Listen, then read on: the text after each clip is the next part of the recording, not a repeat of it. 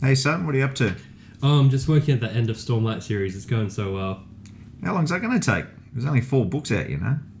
No, he releases a book every 2 to 3 years. We're set like maybe 10, 15 years, but it's coming along. 10, 15 years? That's probably how long it's going to take me to finish Oathbringer.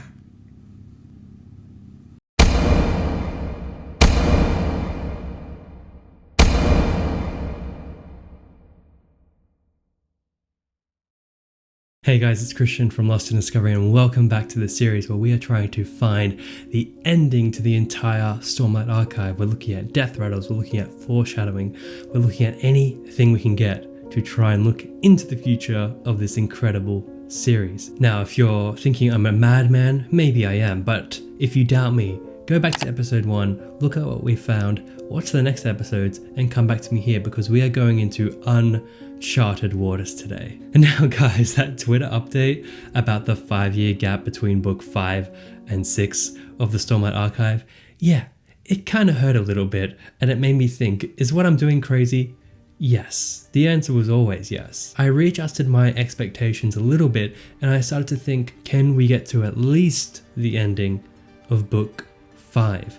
And I really think with this new theory, we are close. We are so close to getting something here. Get comfortable, get cozy, get your tinfoil hat ready because today we are going to talk about the Night of Sorrows. Let's do it.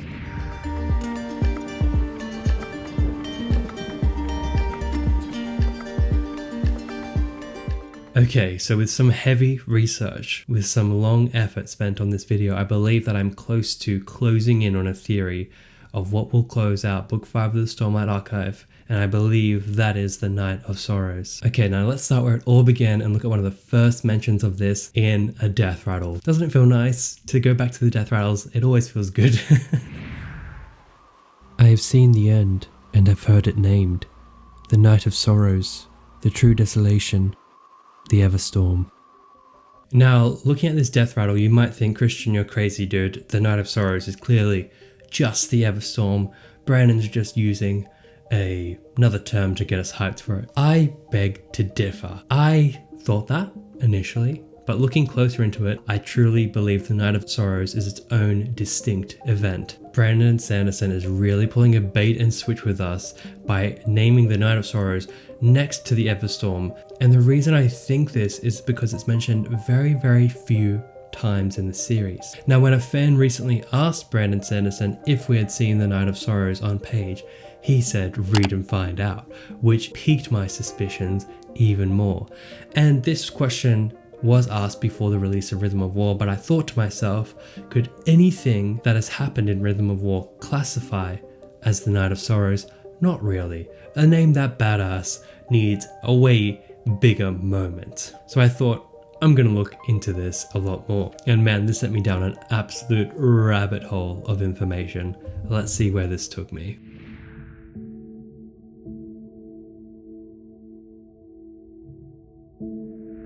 So the only other times the Night of Sorrows is explicitly mentioned is by Honor's visions to Dalinar in the Way of Kings. Throughout pretty much every vision, Honor is saying, the Night of Sorrows is coming, the Everstorm, you need to prepare. The true desolation, the Night of Sorrows is coming.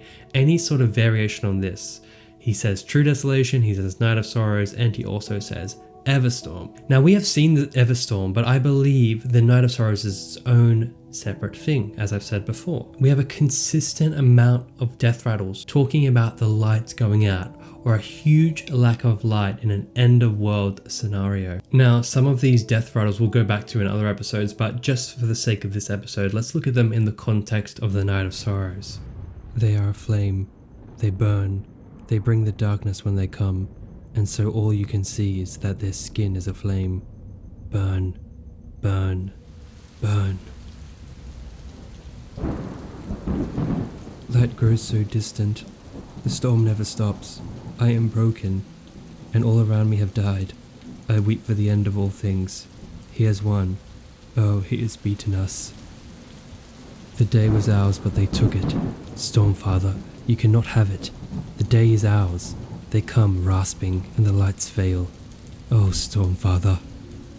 These consistently mention a lack of light or light being taken away for an extended period of time. It also mentions burning creatures and rasping voices. Now, when I hear rasping voices, I really do associate that with the Parshendi and their songs, but what really stuck out to me here was the burning. It talks about skin being aflame, and we have not seen this yet really in the Stormlight Archive. I believe this is a new enemy that comes with this darkness. So is this another end of world situation for Roshar where these flaming beings come, darkness overrides the world? There's a lack of light, but how? What's the reason? And right now it might seem very wishy-washy. Christian, you're jumping to conclusions here. You're grasping at straws. As soon as you're at these death rattles nobody knows about, the videos are just tanked in quality. Do you really think that's all I've got? Come on, guys. So I looked more into what Honor was saying to Dalinar. Well, he's not really speaking to Dalinar because we know these messages are left for anyone, really. The specific line of this quote that really caught my eye was, "The sun approaches the horizon." And I thought, is this just a giant metaphor? If so, it could be applied to anything, kind of a dead end there. Is this a reference to the Rosharian sun? Okay, it approaches the horizon, another day goes by. So what? So I thought, what other type of suns do we know here? What kind of sun would be near a horizon? And then it clicked for me. The sun in Shadesmar.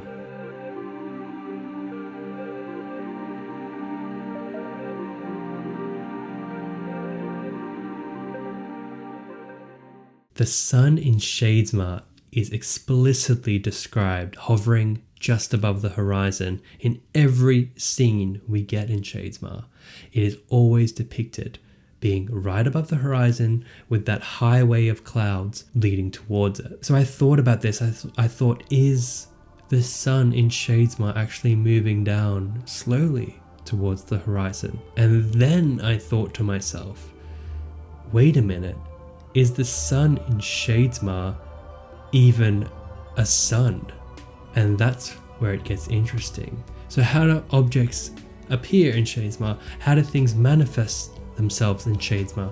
Well, Shadesmar is the cognitive realm. What exists in Shadesmar depends on the human consciousness. What are we thinking about? And depending on that, will it appear in Shadesmar? That's the whole concept of Spren. And even Sanderson has confirmed if things are completely forgotten by humanity, they will disappear in Shadesmar. And I thought, wouldn't the thought of a sun, let's say, appear in Shadesmar as a moving object?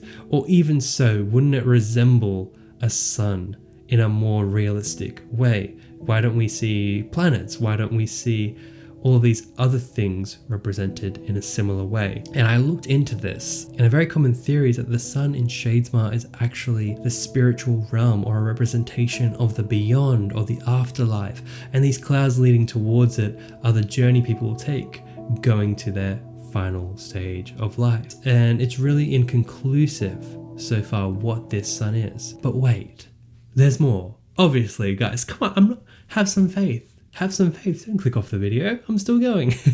As I was doing this research, another question that Sanderson has been asked popped into my mind, and another moment clicked for me. Hear what he has to say about chapter icons in the novels. For instance, a lot of the little little circles for characters at the start of stories represent things that'll happen much later in the series. But most of them are intentionally zoomed in of what the shot would be so that you can't tell right now because, these are not things that you're supposed to be able to figure out. Most things that I intended for you to figure out, you did.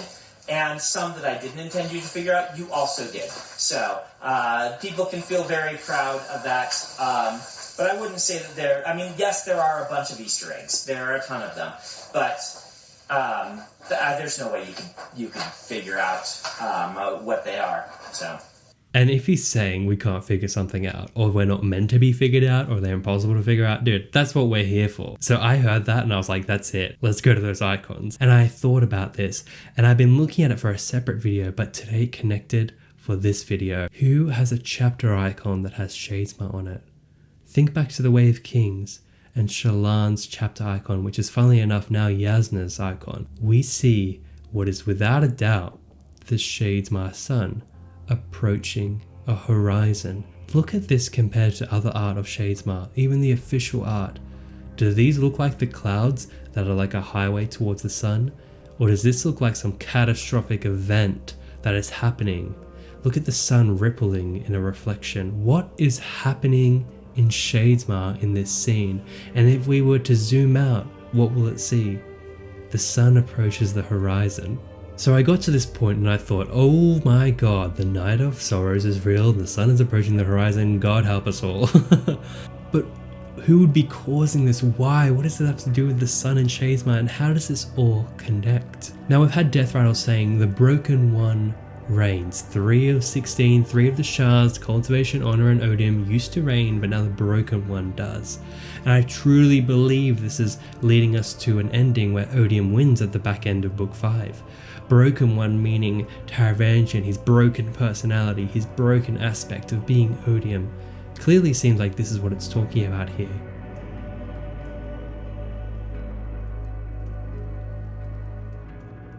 Why would he want to bring a Night of Sorrows to Roshar? What would that entail? Well, if we look at the vision that Dalinar is given by Honor at the end of Way of Kings, we see that he is seeing a future look into Kholinar, and he sees something approaching, and it's not a high storm, it's actually a wall of dust.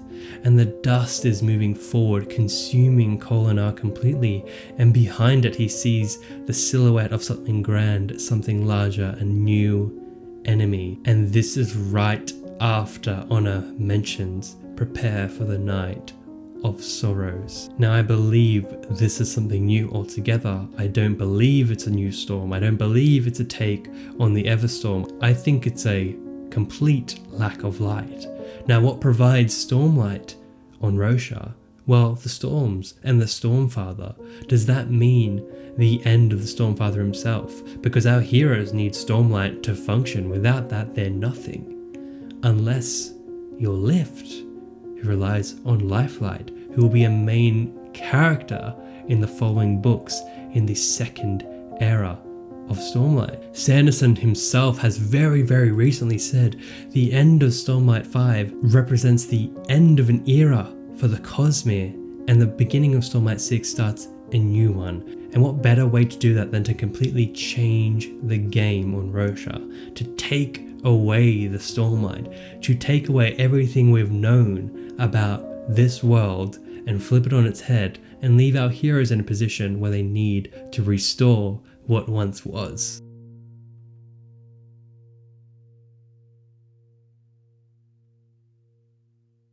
So thank you guys so much for watching this new episode. I know we went completely off the rails there, but dude, this is so much fun to talk about, and it's so much fun to dive into this book and start to create our own theories. It's so cool. If you want more Stormlight content, I am packed with it on my channel. Please visit, hang out, and I'm just gonna leave this with a huge amount of bloopers that from the skit at the beginning of this episode. Dude, this, I don't think I'm meant to be an actor. Enjoy, and I'll see you guys all in the next video. Bye. Hey son, what are you... Hey son, what are you doing? Why is that so fun? Hey son, what are you up to? I'm just... You're just such a bad actor. Hey son, what are you up to?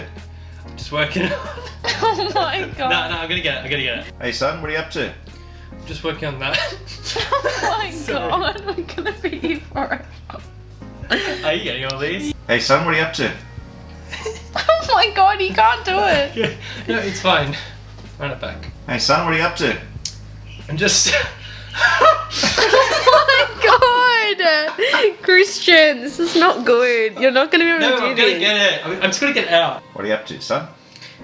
What was that? I can't do it. That was so Alright, good. that was pretty good. We're gonna go back. Hey son, what are you up to? Just working on that Finding the End of Stormlight series. People are loving it.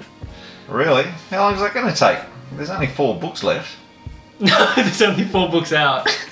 No, you told me to There's say. only 4 books out.